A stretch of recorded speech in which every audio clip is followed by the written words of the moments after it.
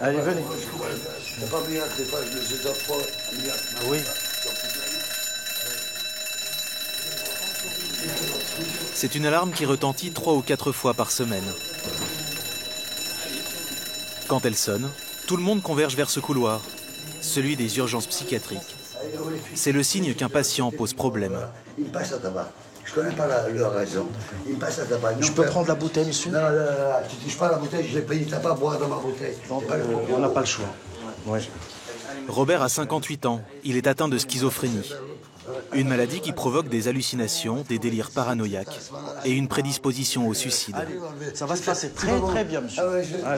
Oh, mais tu fermes ta gueule, je vais me déshabiller. C'est le mot, ça.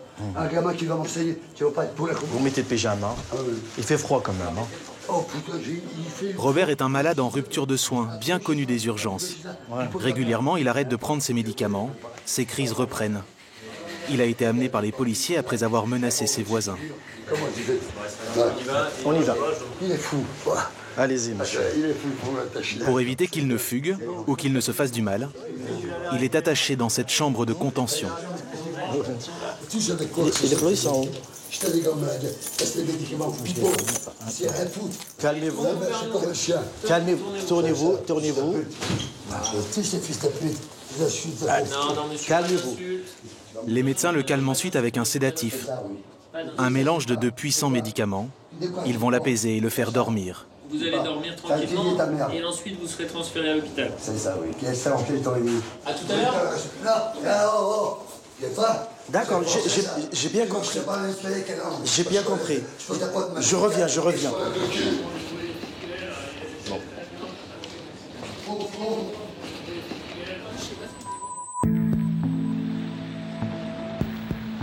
L'hôpital Henri Mondor à Créteil, l'un des plus importants de la région parisienne. Chaque année, plus de 3000 personnes sont orientées vers ces urgences psychiatriques.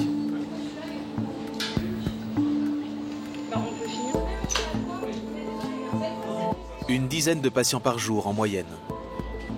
C'est quand même des choses, on ne peut pas vous laisser vous mettre en danger tous les jours. Monsieur, venez, on va vous emmener dans une chambre. De la dépression légère aux maladies les plus graves, tous les troubles mentaux sont pris en charge. C'est un patient bipolaire qui est en phase de dépression et qui en fait a fugué de Chenneviers il y a 2 jours. D'accord. Les patients ne restent ici que quelques heures, le temps d'être évalués. Certains seront ensuite hospitalisés pour plusieurs semaines, d'autres pourront rentrer chez eux. Quelques heures où tout se joue, quelques heures qui vont décider d'une vie.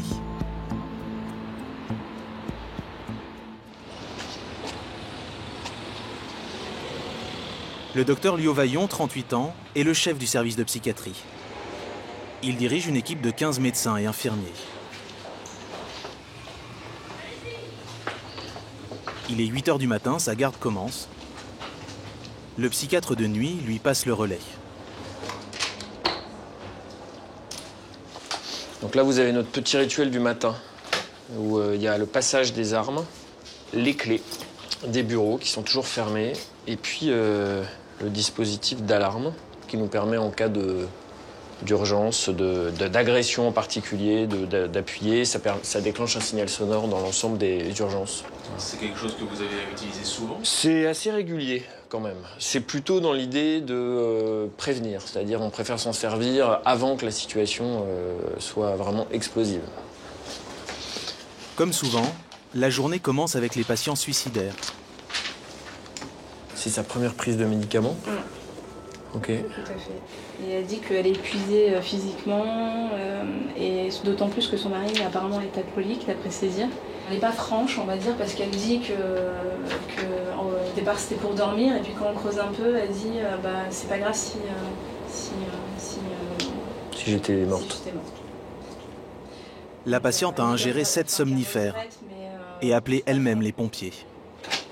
Bon, on y va ensemble, du coup.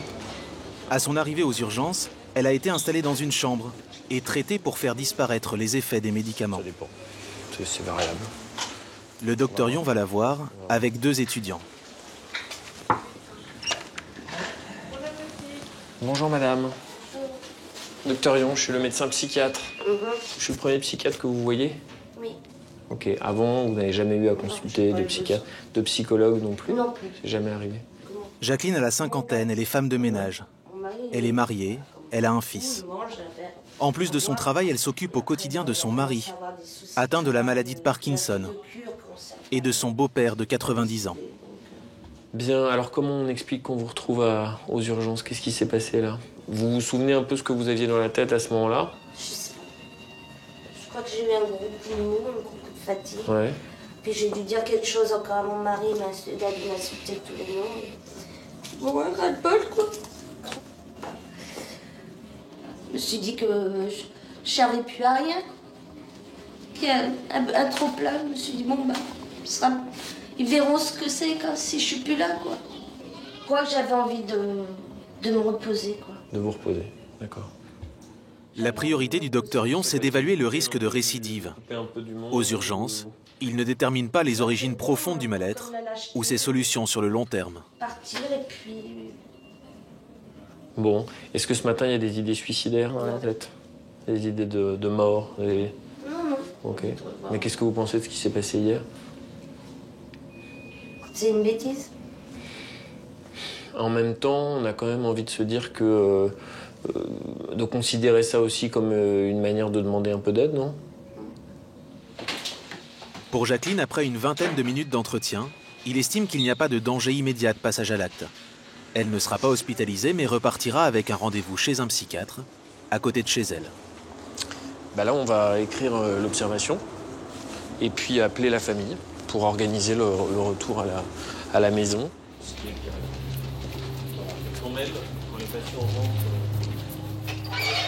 Je vous mets la barrière pour pas tomber. Les dépressifs, c'est le lot quotidien des urgences psychiatriques. La maladie touche entre 10 et 20% des Français et de plus en plus de personnes âgées.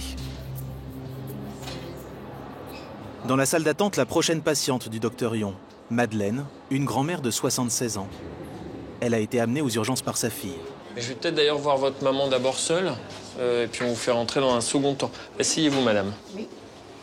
Voilà. La veille, Madeleine a appelé sa fille pour lui dire qu'elle voulait mourir.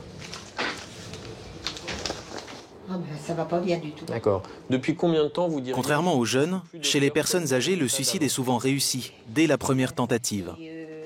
Elles appellent rarement à l'aide. D'accord. Un tiers des suicidés a plus de 70 ans. Très différent d'il y a 2 mois, par exemple. C'est quoi ces symptômes actuels, votre état actuel qui vous inquiète? Je dors de 11h à 2h du matin, mettons. Alors là, après, je suis réveillée par une grosse angoisse. Madeleine est fatiguée, apathique. Elle présente tous les symptômes de la dépression. À 4h du matin. Et ce matin, c'était encore à 6h. Est-ce que vous avez remarqué que les choses vous demandent plus d'efforts que d'habitude? Vous levez, vous lavez, vous habillez. Est-ce que vous pourriez être tenté de rester en pyjama presque toute la journée? D'accord. Est-ce qu'en ce moment, il vous est arrivé d'avoir des idées suicidaires dans la tête? Oui. C'est-à-dire de penser à mettre fin à vos jours? Ça, c'est arrivé? En ce moment. D'accord. Et vous avez pensé à une manière de faire particulière? Non, j'ai pas arrêté encore. Je cherche. Oui, je cherche. Donc, ce que je vous propose, c'est... On va agir sur les deux choses. D'abord, on va essayer de vous trouver un traitement qui vous fasse dormir et un traitement qui apaise les angoisses. Ah oui. Vous êtes d'accord avec ça? Oui. Bon. Ah oui. Moi, si on peut éviter à 76 ans de vous faire hospitaliser en psychiatrie, vous n'êtes pas toute seule, il y a des gens avec vous, vous êtes capable de prendre un traitement, je pense qu'on peut se débrouiller pour éviter l'hospitalisation. Le docteur Yon prescrit à Madeleine des antidépresseurs et des anxiolytiques. Donc c'est 10 gouttes au coucher. Prozac, Theralène, Valium. Le traitement commence avec des doses importantes qui doivent diminuer progressivement s'il fonctionne. Modifier un peu votre traitement, il y a des choses dont on va voir l'efficacité tout de suite. Il lui fixe un rendez-vous la semaine suivante pour voir si ça marche. Allez, au revoir. 5 jours plus tard, Madeleine dira au docteur Yon que les médicaments font effet, que ses angoisses et ses idées suicidaires ont beaucoup diminué.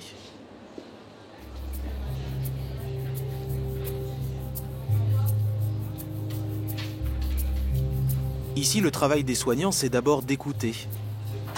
Mais comme on est aux urgences, c'est aussi savoir gérer des situations de crise.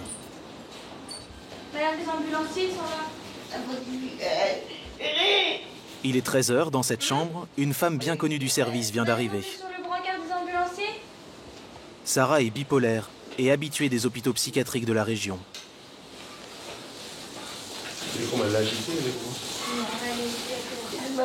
Elle a été amenée par les pompiers qui l'ont trouvée délirante en pleine rue.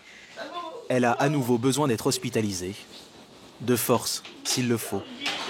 Madame, Je veux mal au mot. vous allez aller sur le brancard? J'arrêterai tant que vivant comme ça, tu vas pas arrêter ça de ma vie, même. Les bipolaires sont souvent des patients difficiles à gérer, toujours entre dépression profonde et grande excitation. Attendez, madame, attendez. Ils peuvent être délirants, agressifs, voire dangereux. Donnez-moi la robe ou je vous dis. Madame. Et non. Oh Vas-y, affaire-toi là. Ça y est. Non, on va faire ça. Non.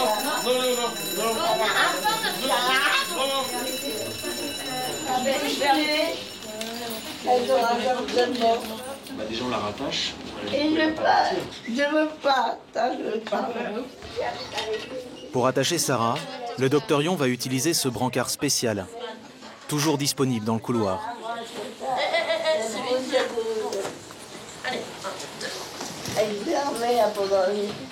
Cela s'appelle une contention. C'est un acte médical. Il ne peut être prescrit que par un médecin. En Israël, j'ai un sonia, je ne dors pas. On va faire une piqûre dans la fesse maintenant. Merci. Bah voilà. J'ai un fils de 13 ans. J'en sais plus. Je vous lis que la lettre de mon fils. Je suis pas méchante. Je suis bipolaire. Je sais bien. Puis vous allez mal là. Faut que vous soyez hospitalisé. Vous allez être transféré à l'hôpital. J'ai le droit. Secteur 19, c'était pas 19A. Exactement, madame. Secteur 19A. Exactement. Le rôle du psychiatre, c'est aussi d'apaiser par les mots. Bon, parfait. J'ai vécu du cinéma, parce que j'ai raté la location. Ah ouais? Le docteur Yon a vécu des centaines de situations comme celle-ci. Bon, essayez de vous détendre un peu. Comme tout le personnel des urgences psychiatriques, il a été formé à les gérer. Il garde par exemple une voix monocorde, il reste indifférent aux insultes, À tout à l'heure, madame. et il appelle les patients par leur nom de famille.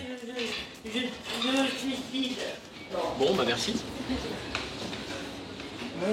Bon, là, il a fallu qu'on lui réadministre un traitement parce que les ambulances n'acceptent pas des patients agités dans leur véhicule. Calmer et être transféré à un Voilà, d'ici une heure ou deux, le temps que le traitement fasse ses faits, puis qu'on rappelle une compagnie d'ambulance. 1 heure plus tard, le docteur Yon va superviser lui-même la nouvelle tentative de transfert. Je suis sortie avec Clara. On se dit au revoir, madame. Non, vous êtes trop beau. Prenez soin de vous. Écoutez, j'ai d'autres projets. Avec les sédatifs, Sarah s'est calmée. Les ambulanciers peuvent cette fois la prendre en charge sans problème. Je veux m'attaquer à rouge. M'attaquer à rouge. Tout part avec vous, madame. Sa nouvelle hospitalisation, qui lui est imposée, devrait durer plusieurs semaines.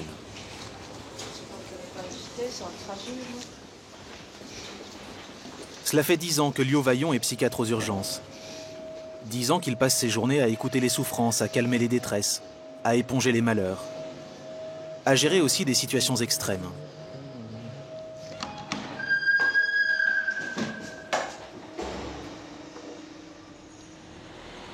Au début de ses études de médecine, il ne pensait pas s'orienter vers cette spécialité. Et puis, pendant sa 4e année, un professeur a fait naître une passion. Depuis, la psychiatrie ne le quitte plus. C'est quand même assez fréquent qu'on emporte un peu de sa journée avec soi quand on rentre, parce que c'est une histoire humaine, les urgences. Il y a des jours qui sont plus compliqués, il y a des patients plus compliqués que d'autres. Il faut être fort pour être psychiatre aux urgences ? Il faut avoir le goût pour ça surtout. C'est pas forcément partagé par tous les collègues de la profession. Tous les psychiatres ne se sentent pas des dispositions pour être psychiatre d'urgence. Il faut avoir le goût pour quoi alors ?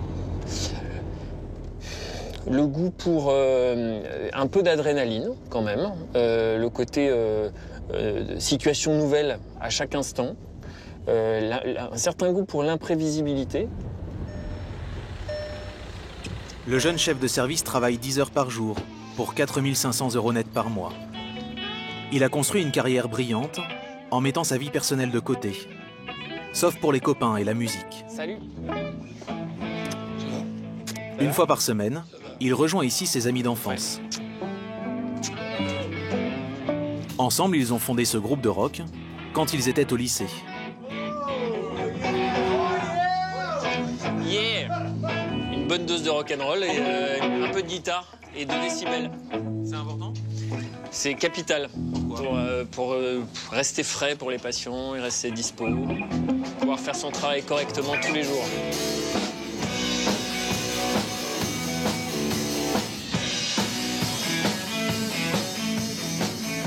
La musique comme sas de décompression, comme moyen d'alléger aussi le poids des responsabilités.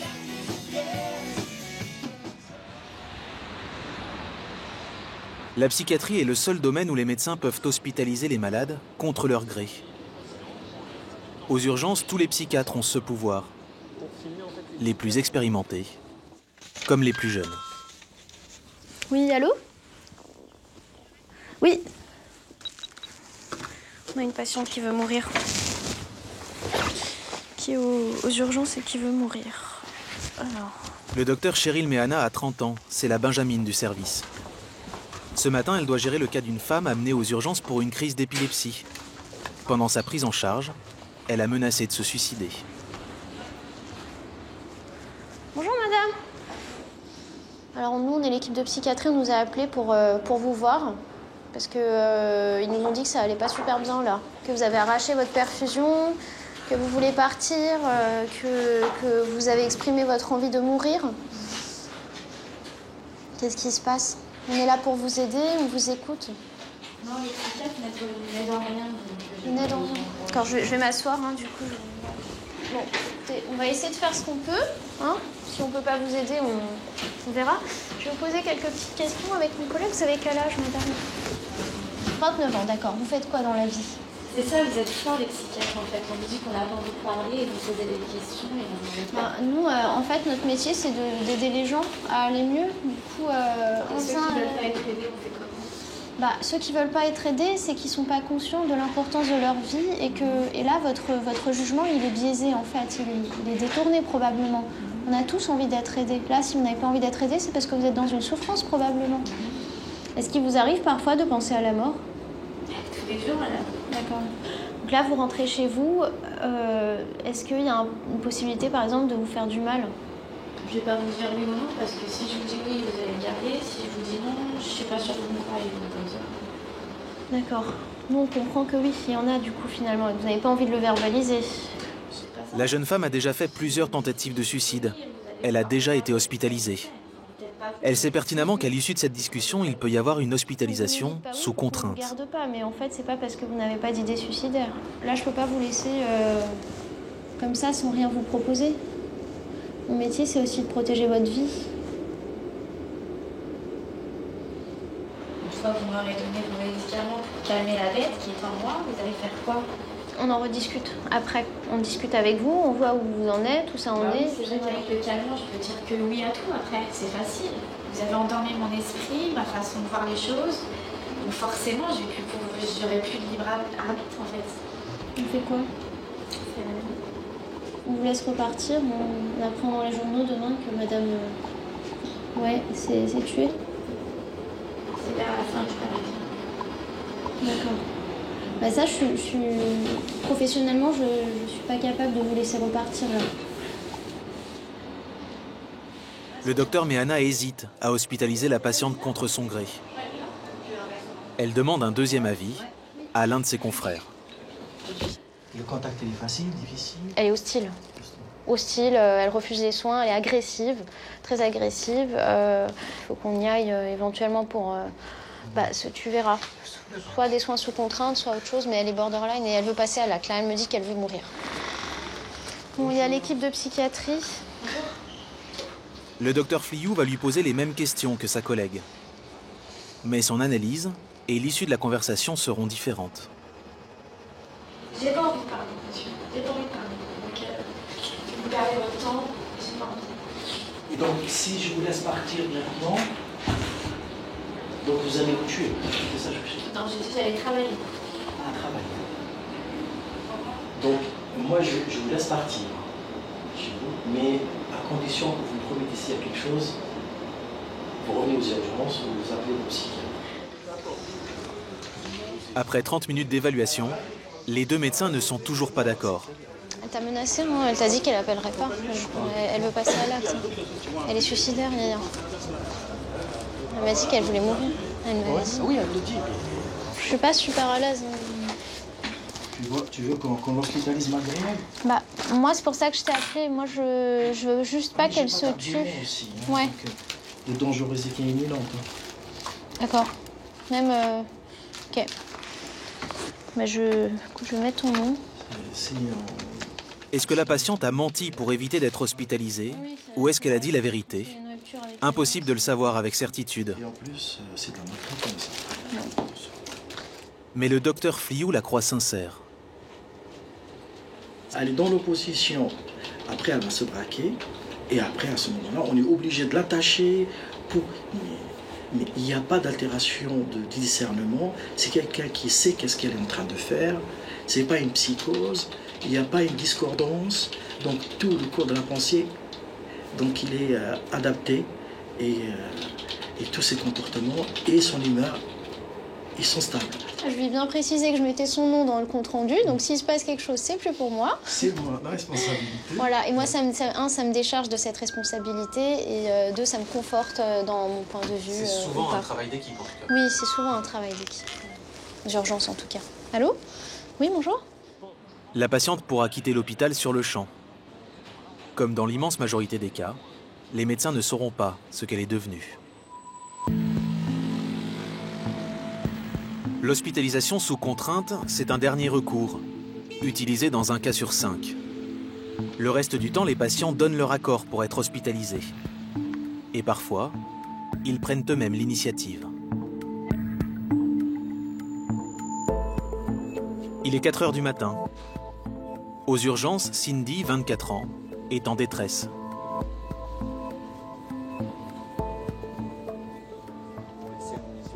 Bien, mademoiselle. Il y a de la place en face.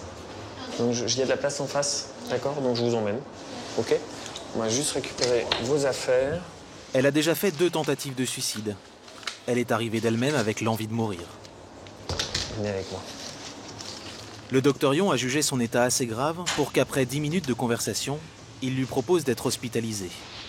Alors, c'est au 8, c'est ça, au 8. Elle est transférée des urgences au service de psychiatrie, où il y a quelques lits. Voilà. Bon, là vous allez dormir avec le mystère, je vous en prie. Asseyez-vous. Donc ma collègue infirmière, mon collègue aide-soignant qui vont se présenter. Bon, c'est bien que vous soyez venus. Merci. Tout à l'heure. Dans ce service, les malades sont d'accord pour être soignés. Les chambres ne sont pas fermées à clé. Cindy a déjà été hospitalisée ici, il y a 2 ans. Elle était ressortie au bout d'1 semaine. Là, si vous arrivez au niveau des mains. Scarification. D'accord. Vous avez fait avec quoi? Rien à voir. Vous avez une paire de lunettes aussi. Tous ces objets dangereux lui sont retirés, placés dans un coffre, à l'écart. Une trousse. D'accord, dans la trousse, est-ce que vous avez des ciseaux? Les premiers jours d'hospitalisation, les patients sont coupés de leur environnement habituel. Ils n'ont pas accès à leurs affaires personnelles, placées dans un placard fermé à clé. Ils ne peuvent pas non plus recevoir de visite. Qu'est-ce que vous attendez de votre séjour ici, des quelques jours qui vont venir? De savoir ce qui va pas dans ma tête et de pouvoir guérir, tout simplement. Et de pouvoir reprendre une vie normale sans cauchemar ou envie de suicide ou envie de scarification ou tout ce qui s'ensuit. Ça a été une décision difficile de venir ici Oui, cette nuit? assez, oui. Assez, mais je préfère ça que me mettre en danger et faire du mal à mon entourage.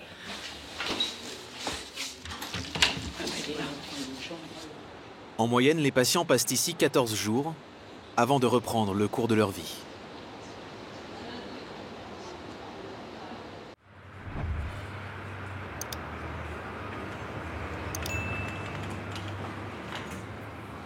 Ici, c'est la cuisine. Ici, c'est la cuisine. Ici, pour vous préparer quelque chose à manger, c'est le plaque. Ramadouane a 25 ans. Il est schizophrène. Ici, je mets les stocks. Il habite dans cet appartement depuis 8 mois. Là-bas, parce que je fais les courses tous les mois. Il a emménagé ici après avoir passé 3 ans dans un hôpital psychiatrique. Je pense que je vais vivre une vie normale maintenant. Je suis content. Dans le petit 2 pièces de Ramadouane, il y a de quoi manger.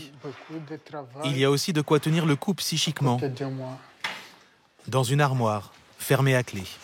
Par contre, je garde les clés. Quand il y a les amis, ils viennent ici pour me voir. Mais ils ne touchent pas ici, parce que ici, c'est le médicament. Voilà. Aujourd'hui, Ramadouane est ce qu'on appelle un schizophrène stabilisé. Ça, c'est le médicament. Grâce à son traitement, sa maladie est contenue. Il ne fait plus de crise. Est-ce que le mot schizophrène, ça vous dit quelque chose? En arabe, il s'appelle waswas. Waswas, c'est quoi? C'est le diable, quoi. C'est le diable qui drangeait dans ma tête. Le diable, comme il dit, est entré dans sa tête il y a 5 ans. Le jeune homme comorien venait d'arriver en France avec sa grande sœur. Un jour, il a commencé à entendre des voix. Les crises délirantes ont débuté. J'ai commencé à crier, j'ai commencé à lire les courants. Je ne sais pas pourquoi. Après ça, les gens qui vivent avec elle, il a rappelé ma sœur. Son dia, viens pour récupérer Ramadouane, parce que Ramadouane, il est fou. Et c'était les voix dans votre tête qui vous rendaient comme ça, à ce moment-là? Oui, c'est le voix dans les têtes, c'est le voix.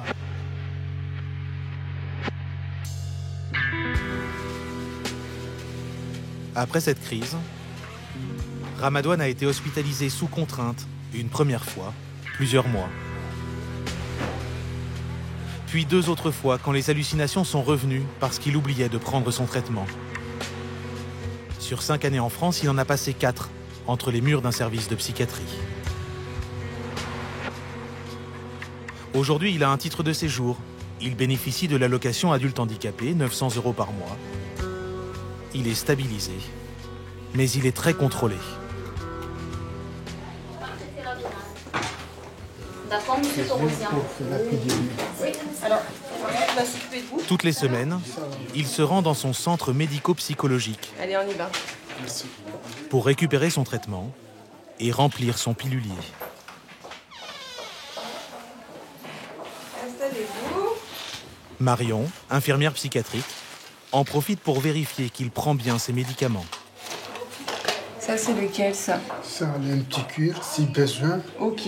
Ça, c'est le Zoloft, si besoin aussi. En si besoin, c'est le Zopiclone, c'est pour dormir? Ouais, c'est pour tout. Vous l'avez pas pris? Non. Ça veut dire que... Je dors bien. Vous dormez bien en ce moment? J'arrive, ouais. D'accord. Les voix, c'est comment, là, en ce moment? Les voix? Ouais. Hier, j'entends un peu. D'accord. Mais je pense que ça va. J'ai dormi, j'ai debout. C'est bon. Ok. Nickel. Parce que la dernière fois, vous me disiez qu'elles étaient quand même assez présentes. Quand je fais un peu de retard et je peux manger le médicament, j'entends un peu le voix. Je pense que la tête, il y a beaucoup de neige, quoi. C'est embrayé. Ouais. Bon, bah, je vous laisse commencer, hein. D'accord. Par faire le pilulier. D'accord. Vous savez mieux que moi? Ouais, si. Tous les jours, 2 antipsychotiques puissants permettent d'apaiser les hallucinations de Ramadouane. Attention, c'est à l'envers, là. Il prend aussi, en plus, un anxiolytique, un antidépresseur et des cachets pour contrer les effets secondaires du traitement. Tremblement, insomnie ou impuissance. Merci beaucoup. Ok, bah, je vais vous accompagner. Merci. Comme Ramadouane, 1200 patients sont suivis ici.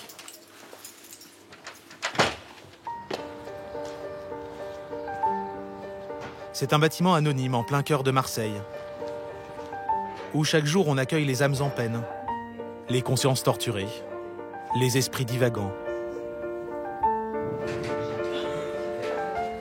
Les centres médico-psychologiques ou CMP ont été créés dans les années 70 pour suivre et accompagner les patients à leur sortie de l'hôpital psychiatrique. Il en existe 2000 en France. CMP Belle de Mai, bonjour. Ici, il n'y a pas de lit. Oui. Entre ces murs, des consultations, prises sur rendez-vous, et toutes gratuites.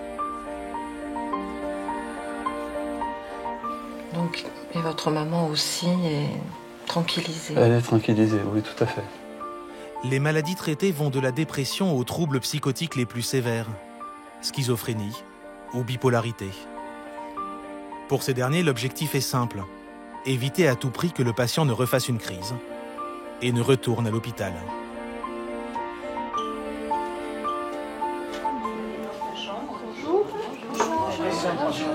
Pour tenter d'y parvenir, une équipe d'une quinzaine de soignants, psychiatres, psychologues, infirmiers, mais aussi assistantes sociales ou éducatrices spécialisées. Ils diagnostiquent, ils prescrivent, ils écoutent des patients, parfois dans le déni. Les autres, c'est autre chose, ils sont malades. Enfin, vous voyez, ça se voit, ils sont malades. Moi, c'est pas mon cas, moi, je suis pas malade. Chaque jour aussi, ils surveillent.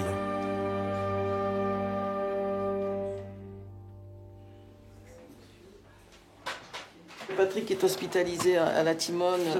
Ouais, il s'est pété le fémur. Ils n'arrivent pas à comprendre comment il s'est pété le fémur puisqu'il raconte une histoire différente à chaque intervenant. Il fout le bordel. Quand il y a une inquiétude sur un patient, c'est souvent Marielle, la première au courant. Un petit Xanax, je sais pas quoi. Donc Alex, l'infirmier, leur a dit non, ça c'est du pipi de chat, vous pouvez augmenter. À 54 ans, cette éducatrice spécialisée travaille ici depuis 15 ans. Elle connaît quasiment tous les patients. Des signalements de patients. Agnès, elle dit qu'il fout le bordel. Ce matin, il faut gérer l'agitation d'un schizophrène, hospitalisé aux urgences. Dans le même temps, un autre homme, lui aussi schizophrène, est apparemment en crise chez lui. Le propriétaire de son appartement a appelé sa famille, qui a ensuite téléphoné au CMP. Ah, vous êtes la maman? La nièce. Ne quittez pas un instant, je passe Marielle, ne quittez pas. Cet homme fait partie de la cinquantaine de patients suivis étroitement par les soignants. Oui. Un infirmier passe le voir tous les 2 jours pour lui donner son traitement et voir s'il va bien. Ça fait 2 fois que je... Alex? Oui. Ouais, c'est encore moi, c'est Marielle. Marielle appelle cet infirmier pour avoir son avis sur la crise du patient. Je l'ai vu mercredi parce que je passe 3 fois par semaine chez lui. Ouais, et alors? Comme d'habitude, hein, honnêtement... C'est le propriétaire cette nuit qui aurait appelé donc le frère d'Abdelkader en lui disant qu'il ouvre les robinets, qu'il est complètement en crise. Et nous, on y est allé en visite à domicile avec le docteur El Ferrahi. C'est vrai qu'il a un délire avec les robinets. Il laisse couler l'eau. À chaque fois que je suis fermé, il laisse couler l'eau. Oui, mais il pense qu'il est au village et que c'est la fontaine, tu sais. Et donc la fontaine, effectivement, il n'y a pas de robinet pour l'arrêter. On a essayé de lui expliquer. Voilà, on lui a fait tout un cours sur la planète et tout, mais il n'a rien voulu entendre. Mais bon, voilà. J'en suis pas au point de vous prévenir. Dans tous les cas, il prend son traitement. J'y vais tout à l'heure. Tu m'envoies un SMS? Voilà, je t'envoie un texto tout à l'heure, Marielle. Super Alex, merci. Bonne journée. Après sa visite, l'infirmier dira à Marielle qu'il n'y a pas d'inquiétude particulière à avoir. Voilà. Maintenir le lien avec les malades, c'est le principal défi des soignants du CMP. Quitte à aller toquer à leur porte quand ils n'ont plus de nouvelles. Bonjour, oui. Vous l'avez vu, monsieur? Vous l'avez vu, monsieur Gay? Hein? Monsieur Gay, vous l'avez Non, vu? je ne l'ai pas vu. Vous l'avez vu quand la dernière fois? C'est mieux. Vous n'avez pas fait attention? On va monter voir.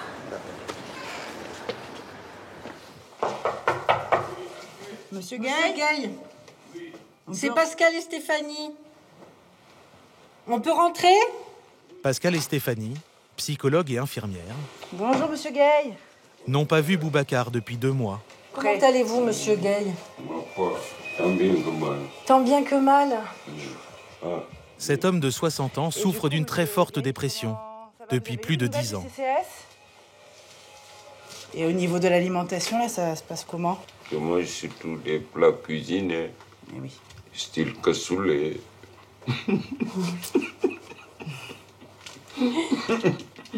Voilà. Vous n'avez pas maigri depuis la dernière fois, c'est bien. Est-ce que vous voulez qu'on vous amène un matelas?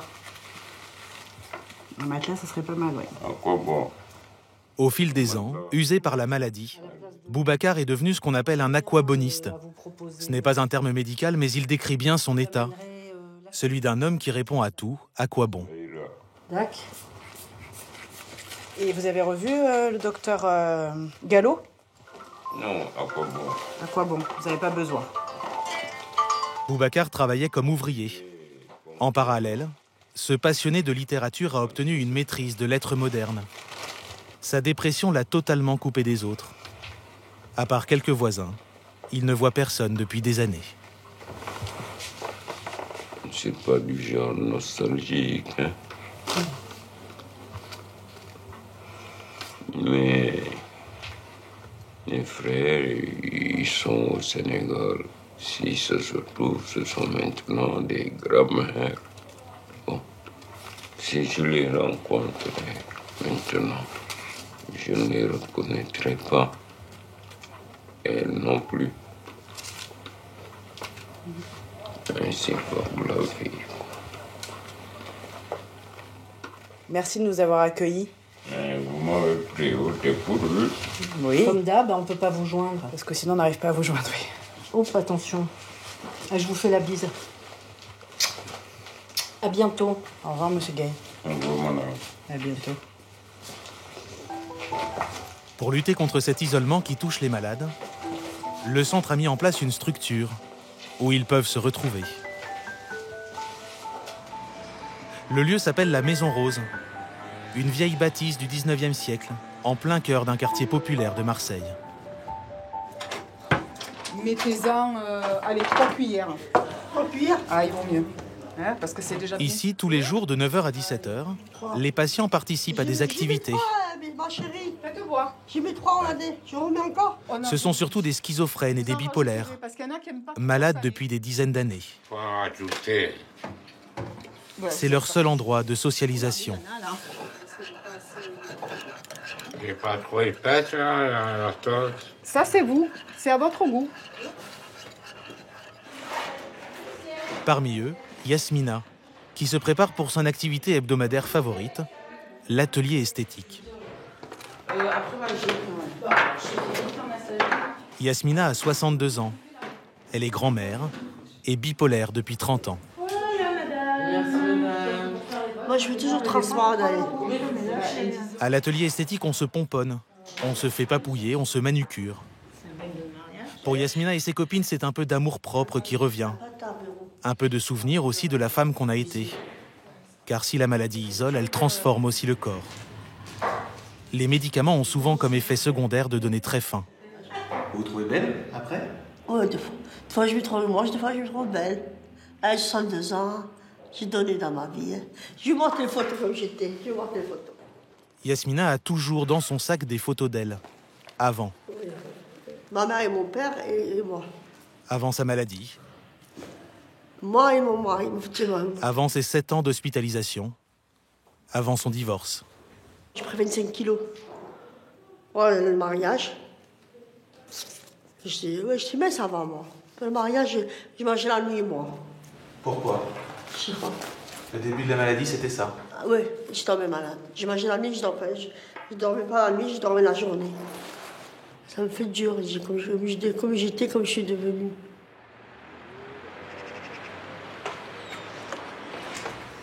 Yasmina habite seule dans cet appartement depuis près de 20 ans. Comme tous les bipolaires, autrefois appelés maniaco-dépressifs, elle alterne entre des phases de grande dépression et de grande excitation. Je vais chercher la baguette, moi. Vous voulez du café? Non merci, c'est bon. Vous voulez du café? Non merci. Vous voulez que le charbon de frais? Non c'est bon, merci, rien du tout. D'accord. Pour la plupart des patients psychotiques, la gestion du quotidien est très compliquée. Vous voulez pas du café? Les malades n'ont plus conscience de la réalité. Ils ont beaucoup de mal à faire les courses, le ménage, ou même à se laver. Vous voulez pas du café? Non merci. Moi, je suis bien ici, tranquille, chez moi. Là, c'est ma merde. Yasmina, elle, s'en sort plutôt bien, Elle n'est pas sous tutelle ou curatelle. Comme elle a travaillé avant sa maladie, elle touche le minimum vieillesse, 870 € par mois. Mais les factures impayées s'accumulent dans le saladier du salon. La banque, EDF, l'assurance de la maison, la mutuelle. Je n'ai pas que classé dans les classeurs, je vais les classer. Vous arrivez à vous occuper de vos papiers? Oui, je sais classer mes papiers. Je ne sais pas, je prends l'assurance sociale.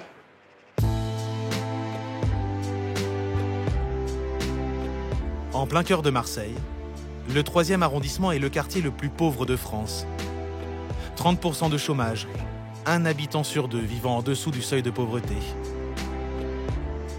Au CMP La Belle de Mai, maladie mentale et misère sociale sont intimement liées.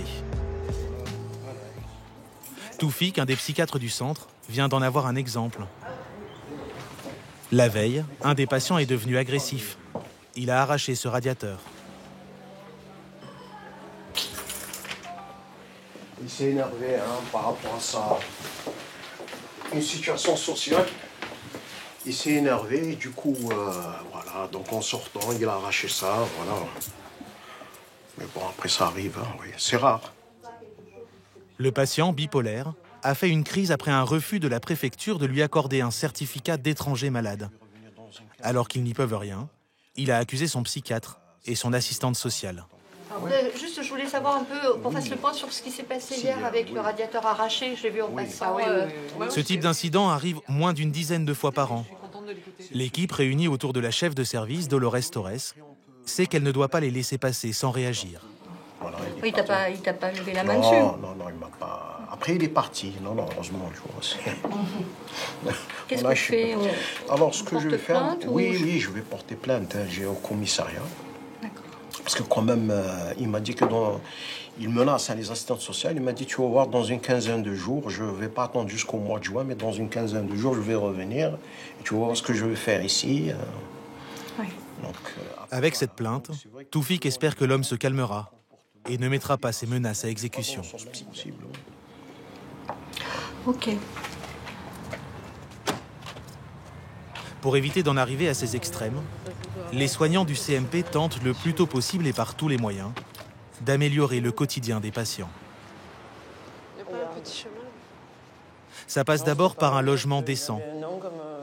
Aujourd'hui, Marielle, l'éducatrice spécialisée, et Carole, l'infirmière psychiatrique, vont rendre visite à Claudiana. Bonjour. Bonjour. Comment ça va? Oui.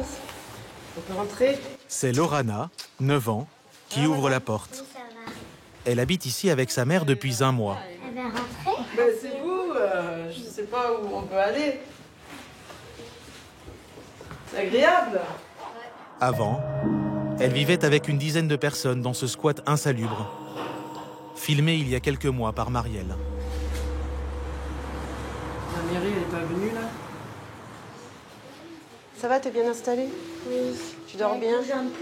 Oui. Le CMP travaille avec une association qui a déjà trouvé un logement à une 50aine de patients. Celui de Lorana et Claudiana est un 2 pièces. Il a été meublé par l'équipe soignante. Claudiana a été mariée de force à 15 ans en Albanie. Elle raconte que son mari a ensuite passé des années à la frapper. Elle a fui vers la France avec son frère et sa fille.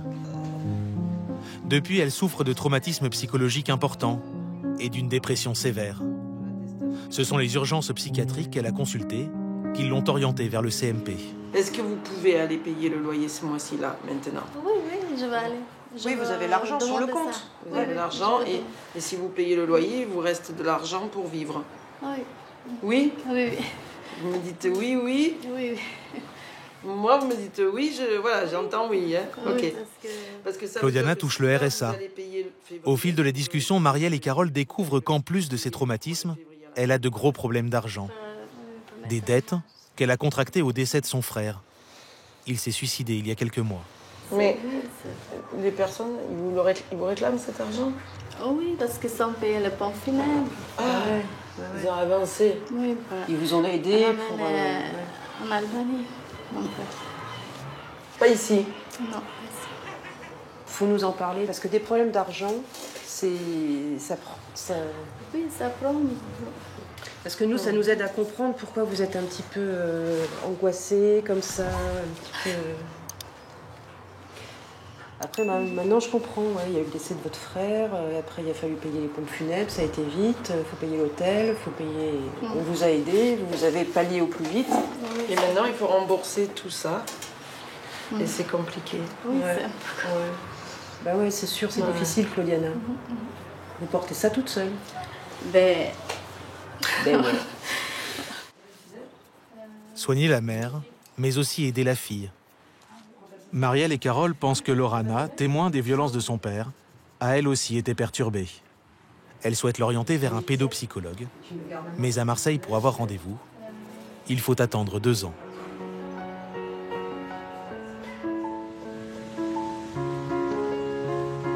Au CMP, il y a ceux qui commencent leur parcours de soins psychiatriques, en espérant qu'il dure le moins longtemps possible.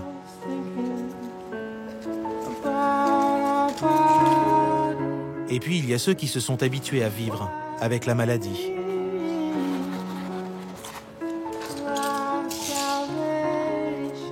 Jacques Soulier fait partie de cela. Jacques a 52 ans. Il est bipolaire et diplômé des Beaux-Arts. Malade depuis près de 20 ans, il peint sa vie comme d'autres écrivent leur autobiographie.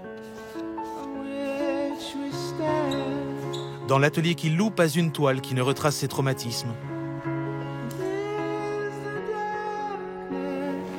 À 30 ans, sans savoir comment ni pourquoi, Jacques a commencé à présenter des troubles bipolaires. Il habite aujourd'hui dans cet appartement du centre de Marseille, avec sa mère, Odette, 89 ans, et avec tous les matins depuis 20 ans, le rituel des médicaments. Donc ça m'en fait 6,5 le matin et 6,5 le soir. Voilà. Quand il est en crise, Jacques entend des voix. La première fois, la famille habitait à Tarascon. Ça lui a pris comme ça, un soir comme les autres.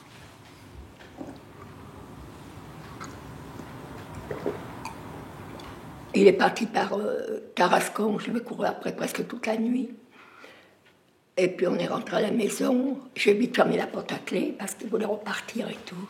Ça a été le plus terrible. Il vous disait ce qu'il allait faire, ce qu'il voulait faire? Non. Non. Il disait, ben on parle, il faut que j'y aille, on m'attend. Alors on s'asseyait au jardin et puis voilà, on attendait. Puis au bout d'un moment, on repartait. J'entendais des voix, et c'est ces voix que j'entendais qui me faisaient aller à tel endroit, à attendre donc devant une cabine téléphonique, et on allait me téléphoner, me dire d'aller dans telle ou telle rue. Et vous ne vous rendiez compte de rien? Ça passait, non. Ça passait, je ne me rendais pas compte, effectivement, elles étaient en moi, ces voix, comment dire, je les acceptais parce que, oui, je les acceptais. Je souhaite à personne, vous voyez.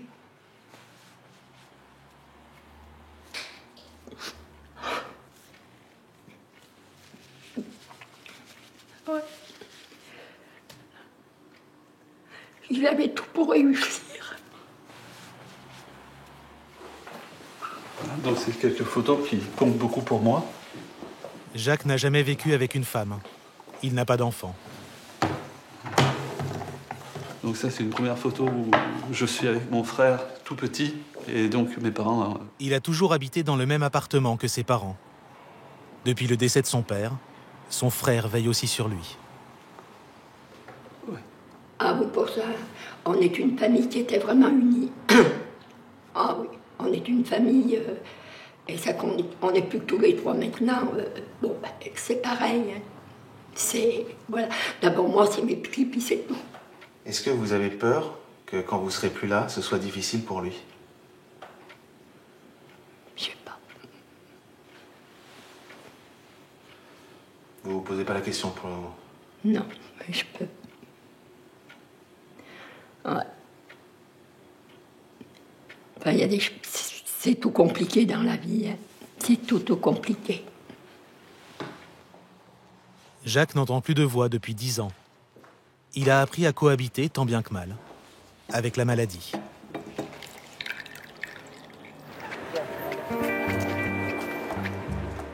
Pour Ramadouane, le schizophrène de 25 ans, le chemin est encore long. Mais chaque petit succès du quotidien le fait avancer. Il travaille 2 heures par semaine à la cafétéria de l'hôpital. Pour s'y rendre, il prend le bus. Une situation encore impensable il y a quelques semaines. Quand il est dans une foule, Ramadouane a tendance à devenir paranoïaque.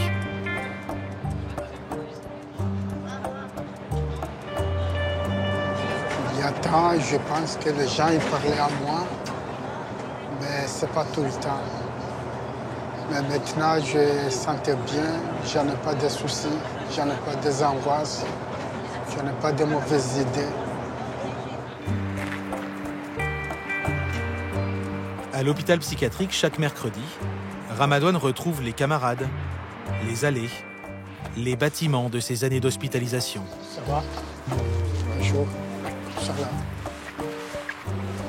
Combien de temps vous êtes resté ici? 3 ans. Quand il est sorti, les soignants lui ont proposé un petit job de serveur. L'occasion de gagner un peu d'argent, 9 € par semaine, qui s'ajoute à son allocation adulte handicapé. Bonjour. Un café? D'accord. Cela peut paraître anodin, mais pour Ramadouane, prendre une commande, servir un café ou rendre la monnaie, c'est une petite victoire. Merci. La schizophrénie empêche souvent la réalisation d'actions aussi simples que celle-là. Vous voulez un café? Combien? 90. En France, 70% des schizophrènes sont sans emploi et beaucoup finissent SDF.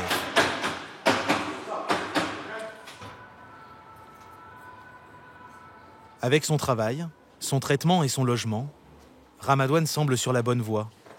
Mais son équilibre reste précaire. Bonjour. Venez. Si son état venait à se dégrader, il pourrait être réhospitalisé. Entrez, asseyez-vous. C'est Dolores Torres, sa psychiatre, qui au CMP évalue chaque mois sa situation. Est-ce que vous avez encore des phénomènes dans la tête qui vous gênent? Pour comprendre un peu ce qu'on vous explique ou quand vous discutez avec les gens, est-ce qu'il y a encore des choses dans la tête qui vous gênent? Ouais, de temps en temps, ils viennent, nous gênent beaucoup. C'est les voix qui reviennent encore? Ouais, c'est les voix. Bon, la maladie, elle est toujours là. Oui. Elle est toujours dans votre cerveau. Oui. Mais les médicaments et tout ce que vous faites, vous allez à la cafette, venir ici, tous ces efforts que vous faites pour rencontrer aussi des amis, tout ça, c'est bien parce que c'est la lutte contre la maladie. Et vous êtes actif dans cette lutte contre la maladie. Petit à petit, elle va encore reculer, cette maladie. Reculer, ou même peut-être un jour disparaître. Il est jeune, ça a été pris en charge assez tôt.